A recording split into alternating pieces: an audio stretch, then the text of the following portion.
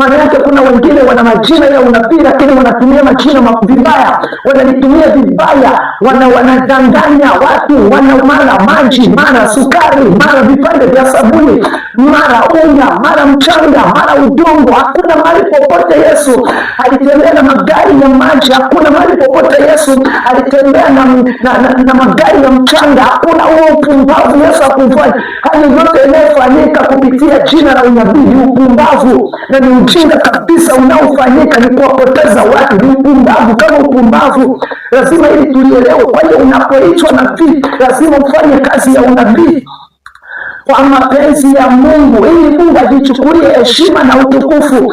Mtume lazima ufanye utume kwa mapenzi ya Mungu, sio kufanya utume kuwadanganya watu. Mara watu unawapa kokoto, mara watu unawauzia kokoto. Hakuna mahali Yesu aliweza kutembea na gari la kokoto.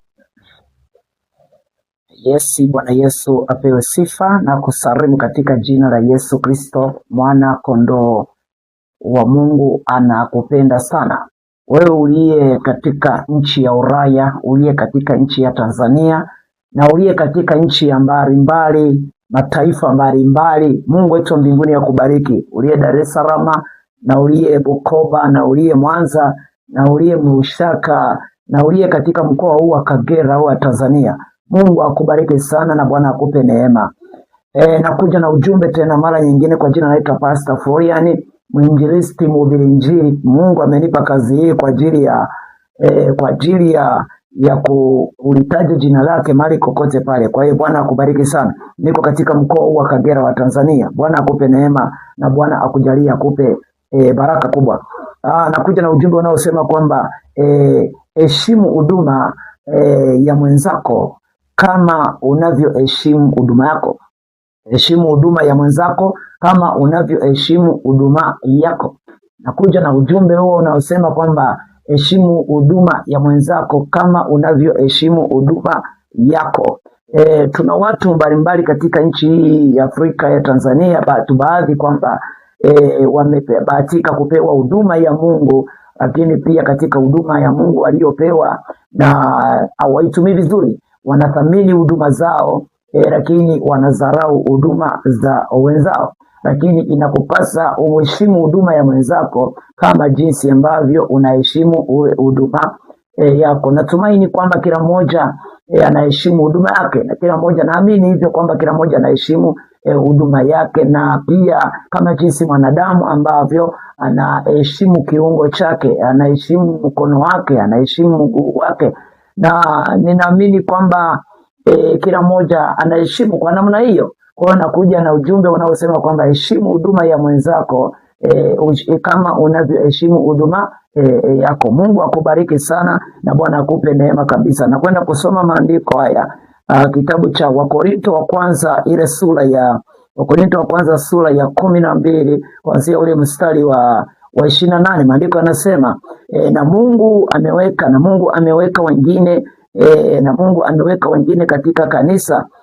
Wa kwanza anaitwa mitume, wa pili anaitwa nabii, na watatu anaitwa mwalimu, kisha miujiza, kisha karama za kuponya wagonjwa na masaidiano na maongozi na aina za lugha.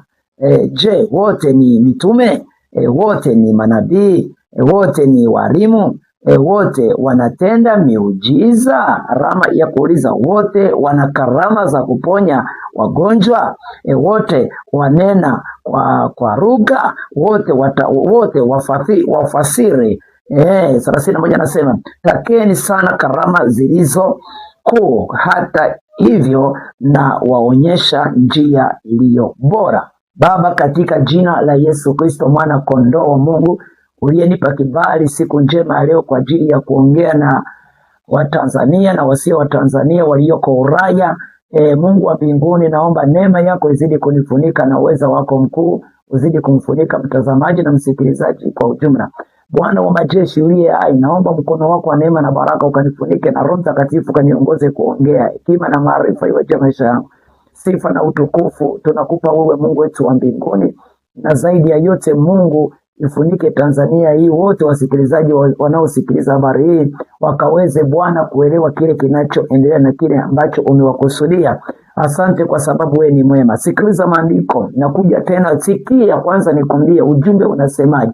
Ujumbe unasema heshimu huduma ya mwenzako kama unavyoheshimu huduma yako, na hapo ndipo Mungu atajichukulia utukufu. Sikia maandiko yanasema, na Mungu ameweka wengine katika kanisa, wa kwanza ni mtume, lakini pia wa pili anaitwa nabii. Sasa sikiliza tukio kwamba ni kwamba unakuta mtume anataka nabii atende kama mtume anavyotenda. Ni kitu ambacho akiwezekani. Unakuta mtume anataka nabii atende kama anavyotenda. Unakuta mtume anataka jinsi anavyoipeleka huduma, anataka na nabii aipeleke kama anavyoipeleka huduma. Hapana, haiwezekani, kwa sababu kila mmoja amepewa karama yake na kila mmoja amepewa jukumu lake. Mtume amepewa jukumu la kiutume na nabii amepewa jukumu la kiunabii. Kwa hiyo unaona katika hapa utendaji hatuwezi tukafanana, lazima utofauti uwepo. Lakini unakuta mtume anataka nabii atende kama mtume anavyotenda. Ni kitu ambacho hakiwezekani. Lakini unakuta nabii na yeye pia anataka nabii anataka anavyopeleka huduma na jinsi anavyofanya, anataka na mitume ndivyo afanye hivyo. Ni kitu ambacho hakiwezekani, kwa sababu ni karama tofauti. Na ndio maana kuna vita kubwa sana kati ya mtume pamoja na nabii. Unakuta mtume anamdharau nabii na nabii unakuta anamdharau mtume.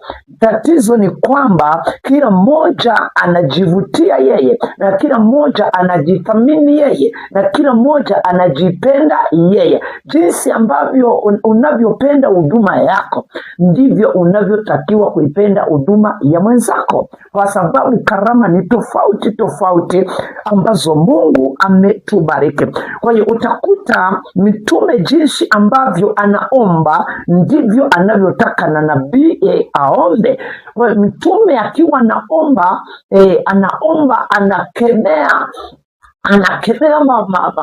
mapepo, anafanya lile, anataka na nabii afanye hivi. Ni kitu ambacho akiwezekani na akitaweza kuwezekana, kwa sababu kila mmoja amepewa karama. Lakini karama zote zinazotendeka ni Roho ni mmoja, na anayetenda mtendakazi ni mmoja, Roho Mtakatifu, Mungu Yehova. Kwa hiyo niseme kwamba kila mmoja aheshimu huduma ya mwenzake. Jinsi ambavyo unapenda huduma yako, ipende na huduma ya mwenzako. Na ndio maana ukisoma maandiko yanasema kwamba mpende jirani yako kama nafsi yako. Maana yake ni nini? Hata katika upande wa huduma, watumishi wa Bwana, mitume na manabii, wachungaji, walimu, wainjilisti, lazima ili jambo tulijue ya kwamba unatakiwa kuiheshimu huduma ya mwenzako, na kama jinsi ambavyo unaheshimu huduma yako, unatakiwa kuipenda huduma ya mwenzako kama jinsi ambavyo unaipenda huduma yako. Nimetoa mfano katikati nikasema, kama jinsi unavyopenda kiungo chako. Maana yake kiungo chako kikiumia, mwili wako wote unaumia, na unaumia kweli. Na elewa kwamba hata mwenzako kiungo kinapoumia na mwili wake wote unaumia, na wewe unatakiwa kuwa na huruma. Unaona bwana? Kwa hiyo niseme tu kwamba heshimu huduma ya mwenzako kama jinsi unavyoheshimu huduma yako. Ipende huduma ya mwenzako kama jinsi unavyoipenda huduma yako, na hapo ndipo Mungu atakichukulia heshima pamoja na utukufu katika kazi hizi tunazozifanya, katika huduma hii tunayoifanya. Nataka nikwambie jambo moja, mtumishi wa Bwana, ni kwamba mtume, nabii, kumbuka kwa kwamba tuko katika ofisi hii, tuko katika ofisi moja ya Mungu wetu wa mbinguni, na mwajiri wetu ni mtu mmoja anaitwa Yesu Kristo. Ndiye aliyetuajiri katika ofisi yake, lakini katika utendaji ni tofauti, kwa sababu karama ambazo Bwana ameziachilia ni karama tofauti. Katika utendaji wa mitume hawezi kufanana na nabii, lakini pametokea jambo ambalo ni la kutatanisha katika huduma hizi, na ndio maana huduma inazorota, kwa sababu kuna kitu ambacho kinaendelea katika huduma na karama ambazo tumepewa. Unakuta nabii anataka anavyotenda na anavyofanya kazi ya Mungu, na anataka na mitume afanye hivyo. Ni kitu ambacho kiwezekana. Lazima nabii utakuwa na nafasi yako, lazima na mtume atakuwa na nafasi yake. Lakini tazama hivi, maandiko yanasema kwamba hizi karama zote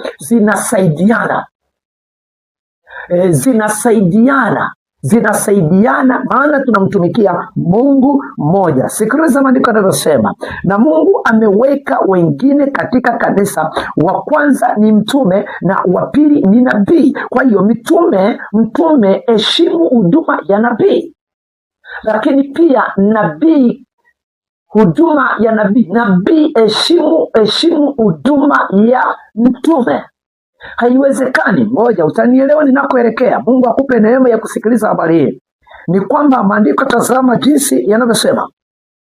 Sikiliza, na Mungu ameweka wengine katika kanisa, wa kwanza anaitwa mtume na wa pili anaitwa nabii, lakini pia kuna watatu anaitwa mwalimu. Anaitwa nani? Anaitwa mwalimu. Lakini pia watatu anaitwa mwalimu, lakini pia anasema hapa, kisha miujiza, kisha karama za kuponya wagonjwa na masaidiano na maongozi na aina za lugha. Unaona bwana? Kwa hiyo hapa kuna lugha tofauti. Lugha ya nabii, huduma ya nabii haiwezi kufanana na huduma ya mtume. Lazima utofauti utakuwepo. Lakini pia huduma ya mwalimu haiwezi ikafanana na huduma ya nabii. Patakuwepo pale utofauti, kwa sababu huyu ni mwalimu, huyu ni nabii, lakini huyu ni mtume. Kwa utakuta hapa karama hapa, kila mmoja utendaji wake kuna utofauti, lakini utofauti uliopo ni kwamba, nisiseme hivyo kana kwamba ukanikomenti vibaya na ukanielewa vibaya, kana kwamba ninamaanisha kwamba hata matendo mabaya yanayoendelea katika dunia hii kwa mitume na manabii kwamba yote na sijui kwamba na support. Never. Ni kitu ambacho mitume na manabii, lazima mtume au nabii yeyote lazima atende sawasawa na mapenzi ya Mungu, na nabii na mtume lazima atende sawasawa na mapenzi ya Mungu. Hapo ndipo Mungu anajichukulia heshima pamoja na utukufu. Kwa hiyo niseme tu kwamba kila mmoja aheshimu huduma ya mwenzake. Nabii, mtume aheshimu nabii, na nabii amheshimu mtume. Lakini tuelewe kwamba katika utendaji lazima utofauti uwepo.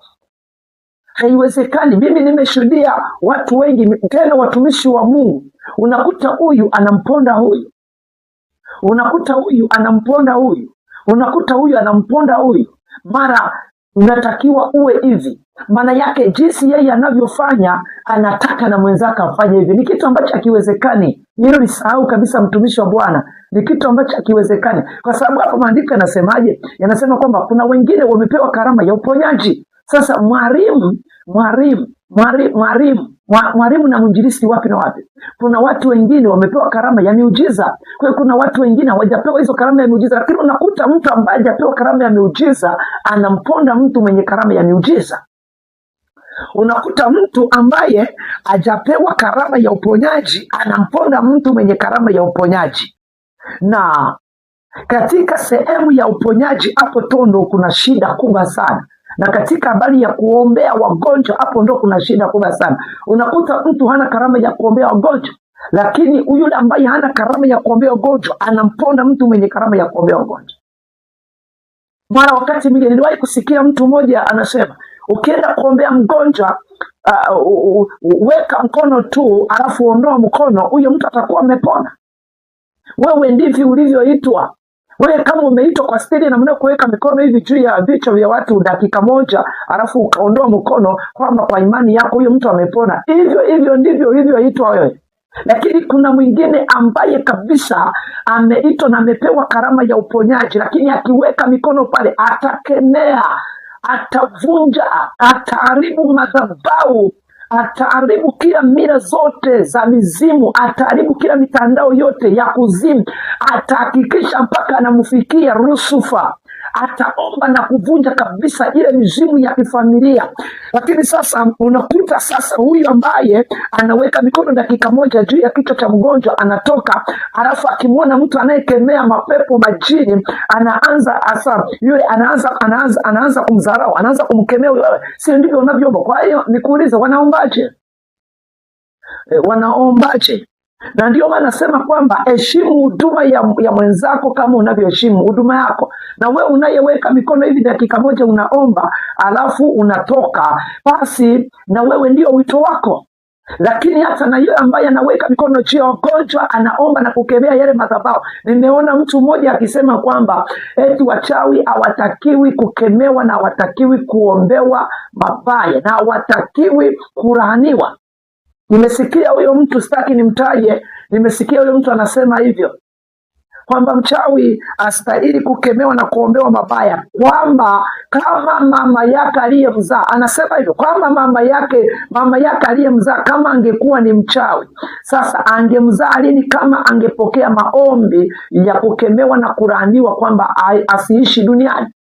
Ndugu mpendwa, hata maandiko yanasema kwenye Biblia kwamba mchawi astahili kuishi. Kwa hiyo mtu aliyepewa nguvu ya kuomba na mtu ambaye amepewa mamlaka ya kuomba na mtu aliyepewa mamlaka ya kukemea, ndugu, lazima huyo mtu umthamini kwamba na yeye yuko katika kazi. Sikiliza nikwambie jambo moja, umesahau jinsi Yesu ambavyo aliwatuma wanafunzi wawili, akawatuma kwamba waende vijijini, waende kupoza wagonjwa na waende kuombea watu mbalimbali. Fungua. Umelisahau hilo? Ni kwamba Yesu alipotafuta wanafunzi akawagawanya wawili, walipokwenda kule mitaani, kumbuka walikuta mtu mmoja yuko kinyume na hao, lakini kinyume chake ni kwamba alikuwa peke yake. Si kwamba alikuwa kinyume na maandiko, si kwamba alikuwa kinyume na kuhubiri. Yeye mwenyewe alikuwa kinyume kwa sababu alikuwa peke yake. Na walipomuona yule mtu yuko peke yake anahubiri, kwani Biblia inasemaje? Inasema walipokwenda wale wanafunzi walienda wakaombea watu, na watu walipowaombea, Biblia inasema kwamba walikuja wanatoa ushuhuda kwamba mapepo imewatii, mizimu imewatii na watu wamefunguliwa. Yesu akawaambia, msifurahi kwa sababu ya mapepo kuwatii, bali furahini kwa sababu majina yenu yameandikwa kwenye kitabu cha uzima. Lakini wakajichanganya wakasema, lakini tunayo habari ya kwamba kule tuliko kwenda kule tumekutana na mtu mmoja yuko peke yake, hayuko pamoja na sisi. Yesu akawauliza, kwani alikuwa anahubiri kwa staili gani? Na alikuwa anaongea kwa staili gani? Wakajichanganya wakasema alikuwa anahubiri kwa jina la Yesu. Yesu akawaambia, huyo mtu hayuko kinyume na sisi, bali yuko pamoja na sisi. Maana yangu ni nini? Yule anayekemea mizimu, majini, mapepo, toka, hata kwa dakika 20, hata kwa nusu saa. Mwacheni atende kazi ya Bwana. Kwani unataka afanyeje? Afanye kazi ya Bwana, ndio wito wake. Lakini pia unamponda, lakini pia unamsema vibaya, lakini pia unamdharau. Hebu sasa fuatilia historia yake. Fuatilia kwamba katika hiyo kazi anayoifanya wamepona watu wangapi, wamefunguliwa watu wangapi. Kwa utakuta katika ile karama Mungu aliyompatia hata ya kuomba nusu saa, wewe unamdharau kwa sababu wewe unaomba dakika ngapi? Dakika 3, alafu pepo. Na hiyo ndio neema uliyopewa wewe. Mungu angeamua kukufanya kama huyo, ungefanyika kama hivyo. Lakini huyo naye msarau, unayeomba hata risali zima unamsarau, unaanza kumkosoa kwamba hutakiwi kuomba hivyo. Watu wanaomba namna hiyo hawana Mungu. Mungu si kwamba hawana Mungu, ndio wito wao. Ndio maana nasema kwamba heshimu huduma ya mwenzako kama unavyoheshimu huduma yako, na hapo ndipo Mungu atakapojichukulia heshima na utukufu. Yesu akamwambia huyo mtu hayuko kinyume na sisi, huyo mtu yuko pamoja na sisi, kwa sababu hata katika kuhubiri kwake anamhubiri Kristo, na hata kuomba kwake anaomba kwa jina la Yesu. Akawazuia, lakini wale wanafunzi walikuwa na nia mbaya na yule mtu, maana yake angewaruhusu kwamba nenda kamkamate. Naamini kwamba wangemkamata kama alikoko, wangemkamata suruali wakamleta wamemningilizia, lakini Yesu akakataa, akasema huyo mtu japo yuko peke yake, lakini yuko pamoja na sisi. Na yule anayeomba, anayekemea mizimu, anayekemea wachawi, huyo mtu hayuko kinyume na Kristo, yuko pamoja na Bwana, kwa sababu hata tunaona Yesu mwenyewe alikemea mapepo, aliyakemea na mengine yaliongea, akasema, akayauliza, akasema nyinyi ni akina nani? Lakini mapepo yakasema sisi ni akina Legion. Akayauliza, lakini baada ya kutamka majina akayakemea. Tunaelewa watumishi wa Bwana ya kwamba mapepo mengine yalikimbia katika zizi la nguruwe, yakaishia kule kwenye zizi la nguruwe, lakini pia yakaamuliwa yakatokomea katika kwenye bahari, yakatokomea huko, akayakemea. Mahali pengi sana Yesu alifanya kazi, alikemea. Kwa hiyo heshimu huduma ya mwenzako kama unavyoheshimu huduma yako. Hebu tuache kupondana katika kwenye huduma, lakini nataka niseme hivi, wewe ni mtume, tenda kazi pamoja na Kristo, yatimize mapenzi ya Bwana. Usije ukaitwa jina mtume lakini ukapitiliza, ukajishtukia sasa unafanya mengine. Ukifanya mambo mengine tutakuoji. Hapo si kwamba tunakuwa tunakuponda, tunakuwa tunakuambia mambo unayofanya kwamba sio sahihi. Nabii, kama unaitwa nabii, tenda sawasawa na mapenzi ya Mungu, kama Mungu alivyokusudia nabii kutenda. Tenda kwa unabii sawasawa na mapenzi ya Mungu, usipitilize. Maana yake hapa mimi ninapoongea, maana yake lazima nikwambie ukweli kwamba unatakiwa ufanye hivi. Ndio lazima tuheshimu huduma yako nabii, lakini tenda sawasawa na mapenzi ya Mungu. Ukienda kinyume lazima tutasema, ukienda kinyume lazima tutaongea. Maana yake kuna wengine wana majina ya unabii lakini wanatumia majina vibaya, wanalitumia vibaya, wanadanganya watu, mara maji, mara sukari, mara vipande vya sabuni, mara unga, mara mchanga, mara udongo. Hakuna mahali popote Yesu alitembea na magari ya maji, hakuna mahali popote Yesu alitembea na magari ya mchanga. Hakuna huo upumbavu Yesu hakufanya. Hayo yote yanayofanyika kupitia jina la unabii ni upumbavu na ni ujinga kabisa unaofanyika, ni kuwapoteza watu, ni upumbavu kama upumbavu. Lazima ili tulielewe. Kwa hiyo unapoitwa nabii lazima ufanye kazi ya unabii kwa mapenzi ya Mungu, ili Mungu ajichukulie heshima na utukufu.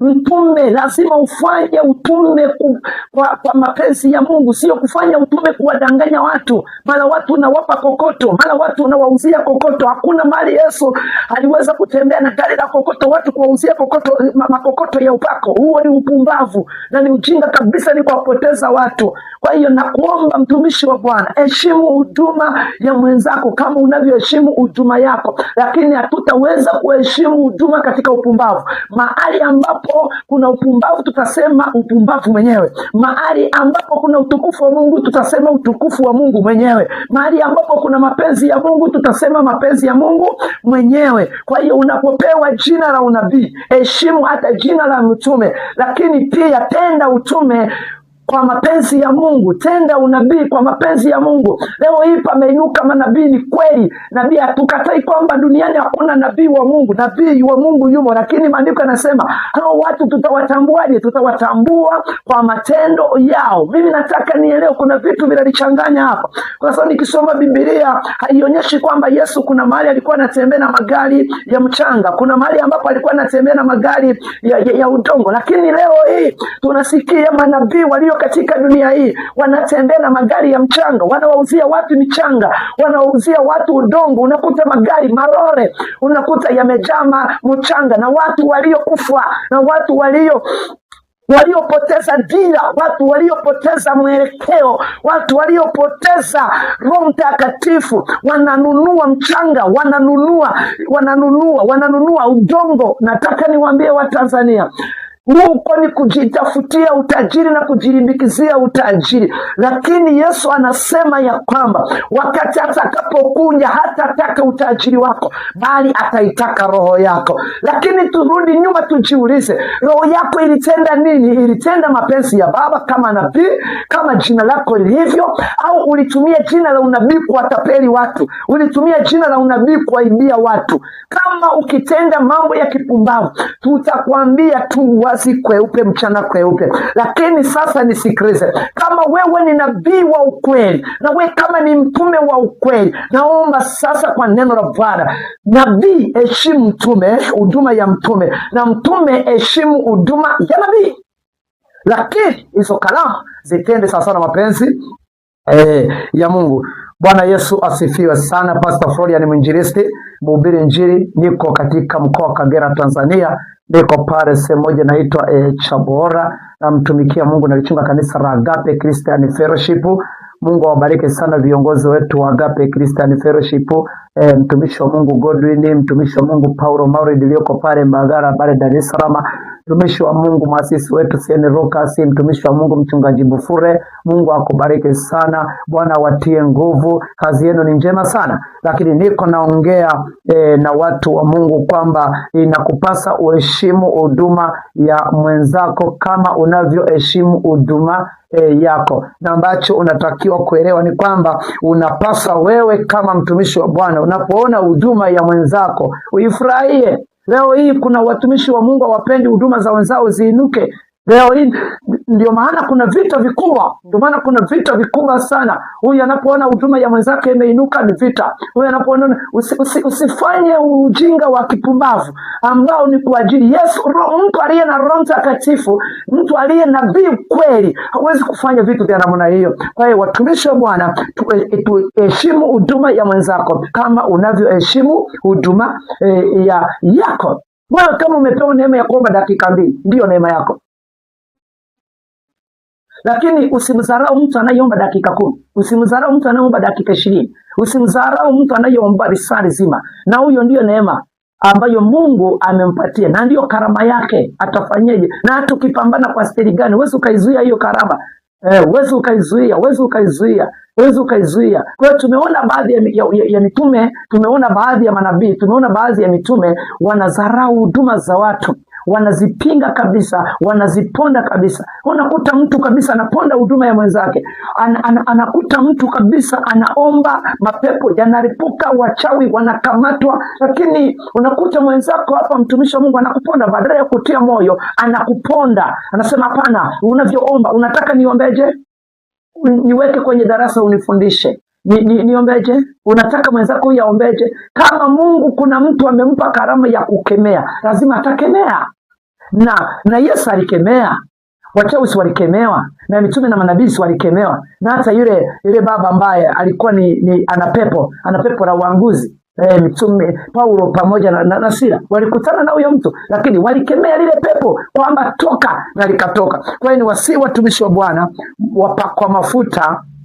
Bwana atusaidie sana wakati tunapokuwa katika ofisi ya Mungu wetu wa mbinguni, ambavyo jinsi Mungu ametuajiri.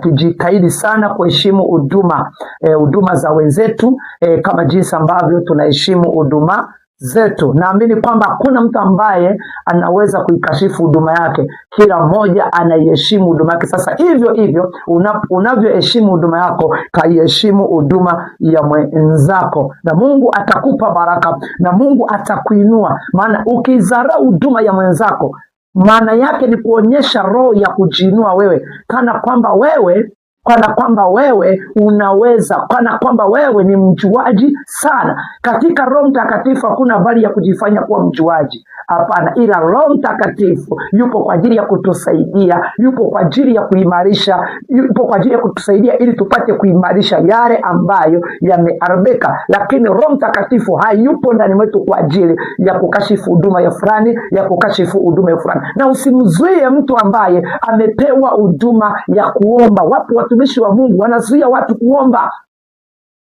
Wanawazuia kabisa, eti omba hivi, alafu kuomba hakufundishwi.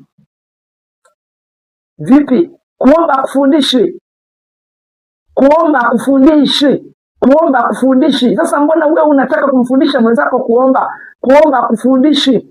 Tunaona wanafunzi wa Yesu walimuuliza Yesu, tuombeje? Akawaambia 1, 2, 3. Lakini mambo mengine si kwamba walifundisha. Kwa hiyo kuna mambo mengine ni ya kufundisha, kuna mambo mengine si ya kufundisha. Yaani wewe mtu anakwenda kukemea pepo na kwenda kumfundisha, tuambia omba hivi, omba hivi, omba hivi. Unafikiri hilo pepo litaondoka? Na kuambia litawachekelea nyote, linaweza likawatwanga makofi kabisa. Kuomba huku kukemea hakufundishi. Ni Roho Mtakatifu pekee ambaye ana uwezo kumtengeneza mtu ufanyeje kuomba, kwamba omba hivi. Mimi ngoja nitoe ushuhuda. Nitoe ushuhuda hapa, niwaambie kitu kinachoendelea. Unajua dunia hii tuliyomo, tuko katika dunia nyingine, na dunia hii imetekwa na mambo mengi sana. Kuna wachawi, kuna mizimu, kuna Freemasoni, kuna vitu vingi sana. Lakini nataka nikwambie mwana wa Mungu leo. Siku moja nakumbuka mwaka 2015,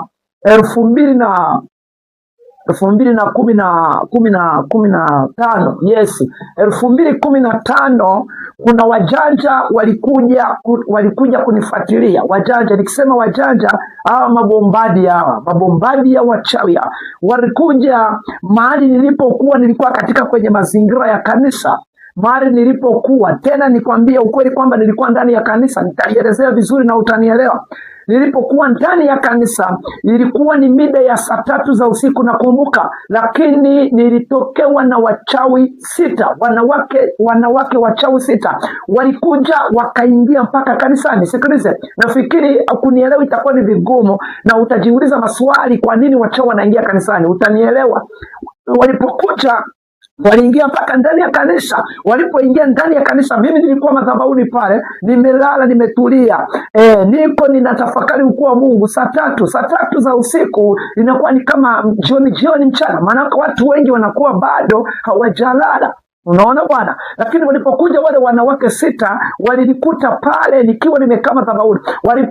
Walipopinga mlango wa kwanza, wakaingia ndani ya kanisa. Walipoingia ndani ya kanisa, walikuja mkuku. Walipofika karibu na madhabahu, walijitenga. Kikundi cha kwanza 3, kikundi cha pili 3.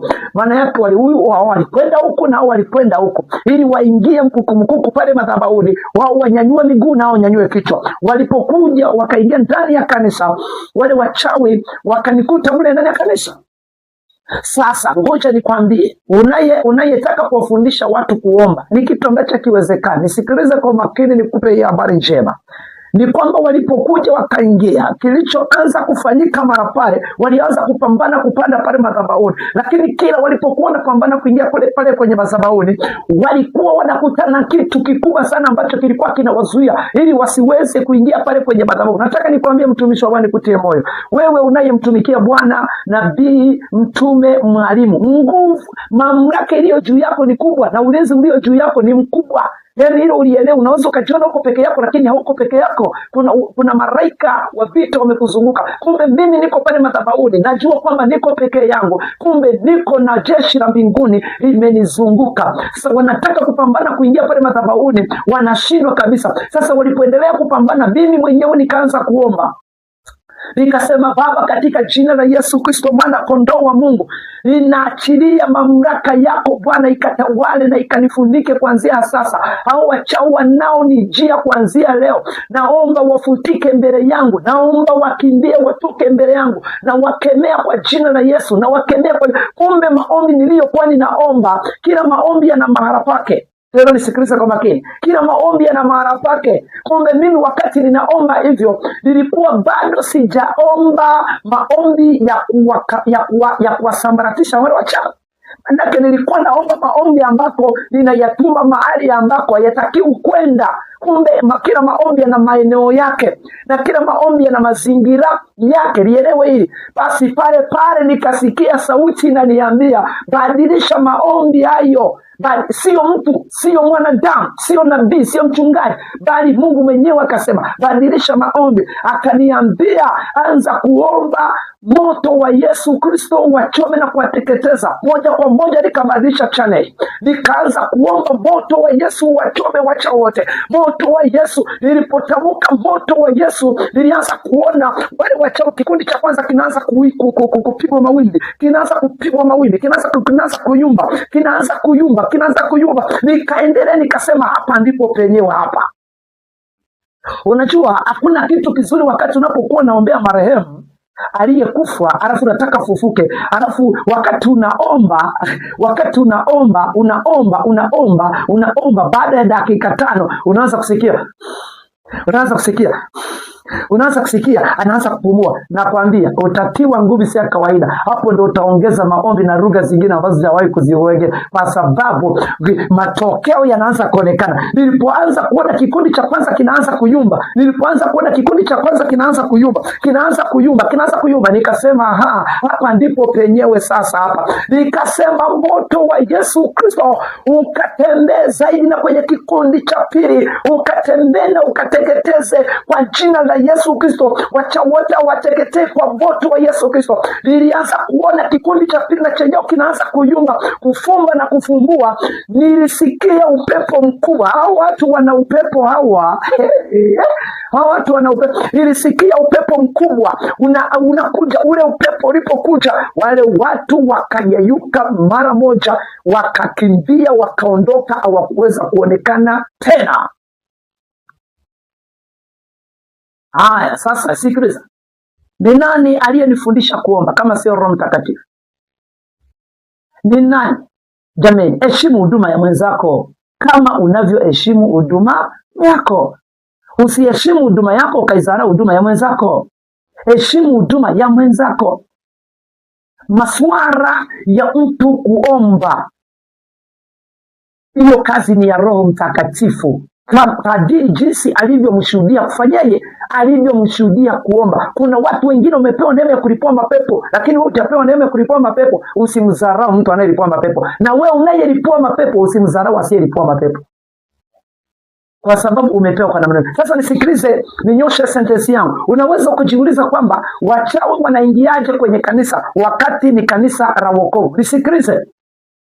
Nisikilize unielewe. Wachawi wanaingia kweli makanisani, wanaingia, na wengine tunaabudu nao, na wengine wengi wanaabudu kwenye makanisa. Wachawi, maagent, mafumason wanakuja na wachawi. Wanaingiaje mle kanisani na kufika katika sehemu ya Wakristo wote wanapokaa? Sasa sikiliza, mahali ambapo Wakristo wanakaa na kuna mahali ambapo kuna madhabahu, maana yake pametengwa. Ukiangalia kanisa linakuwa limetengwa, kanisa limejengwa kwa ujumla, lakini ukiingia ndani unakuta pametengwa.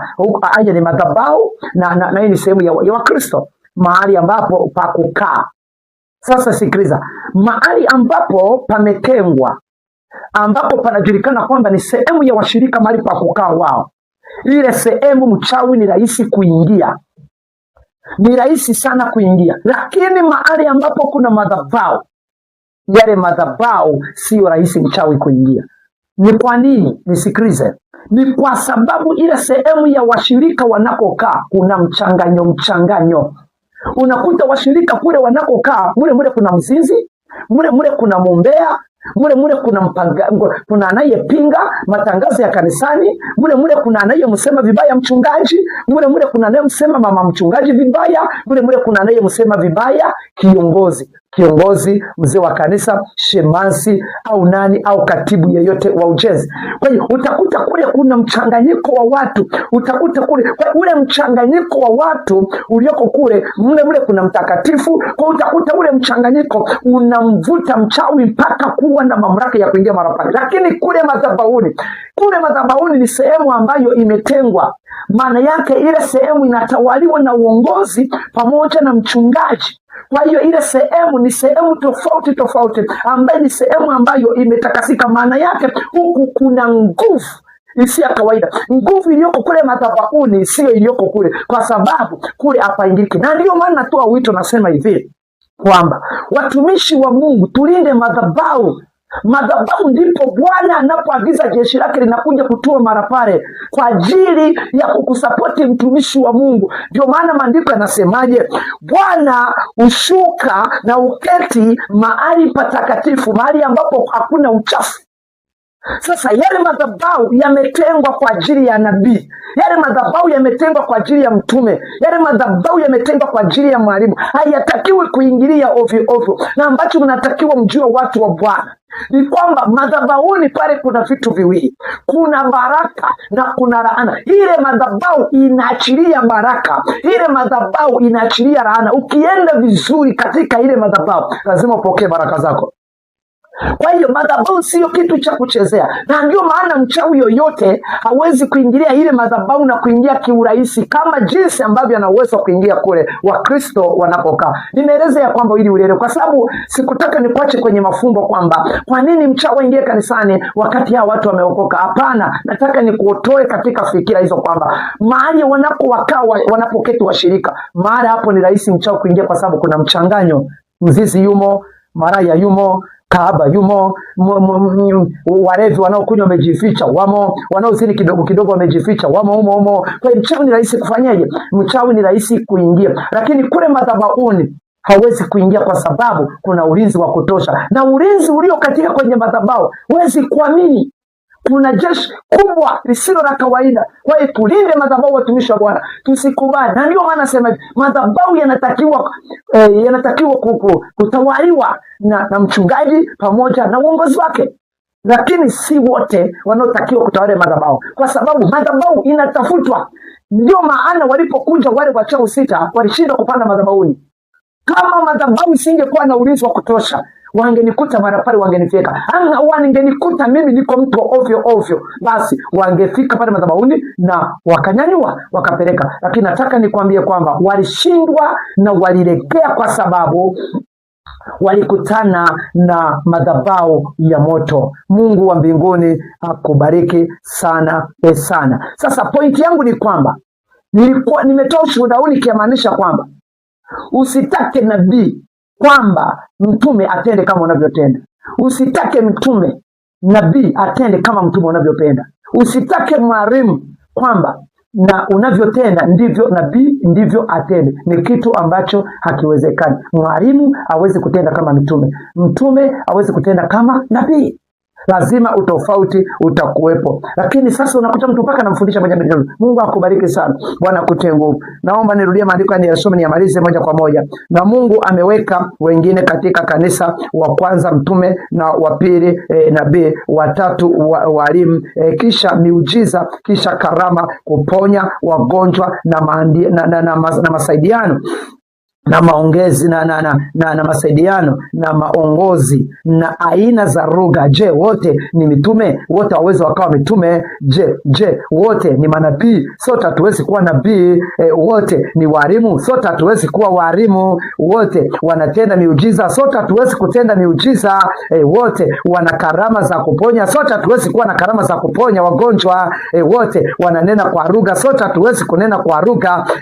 Je, wote fasiri? Sote hatuwezi kutafsiri au kufasiri. Takeni sana karama zilizokuu, hata hivyo na waonyesha njia iliyo bora. Mungu akubariki. Bwana akutie nguvu. Heshimu huduma ya mwenzako kama unavyoheshimu huduma yako. Mungu akupe neema. Bwana awe pamoja na wewe. God be with you. Bwana akubariki. Amen. Pastor Florian, mwinjilisti, mhubiri injili kutoka mkoa wa Kagera, Tanzania. Bwana ibariki Afrika. Bwana ibariki Tanzania. Bwana bariki viongozi wa serikali wote. Bwana bariki walimu wa taaluma. Bwana bariki watumishi wa Mungu. Bwana bariki manabii na mitume. Bwana mbariki mtumishi wa Mungu, mwangalizi wetu C.N. Lucas.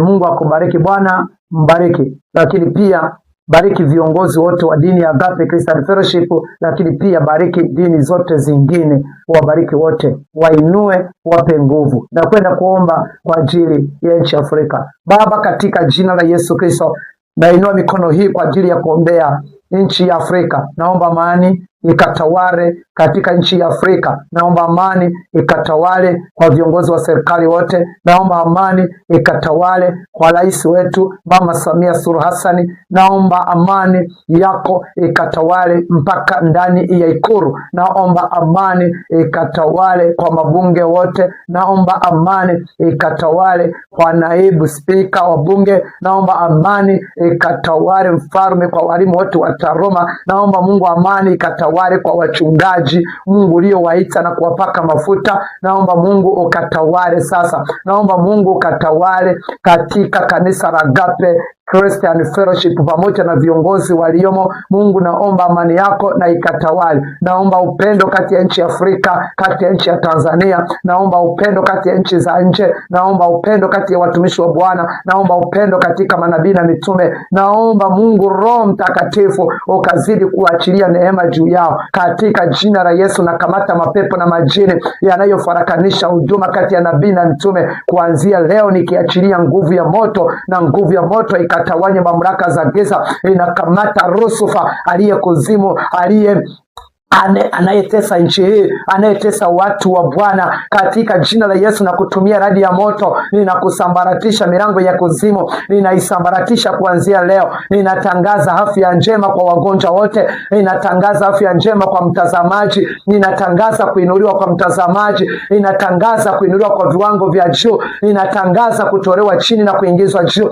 katika jina la Yesu Kristo. Ninatangaza kuinuliwa mzee wa kanisa. Ninatangaza kuinuliwa shemasi. Inatangaza kuinuliwa viongozi ndani ya makanisa mbalimbali. Inatangaza kuinuliwa sheo yule. Inatangaza kuinuliwa katekista yule.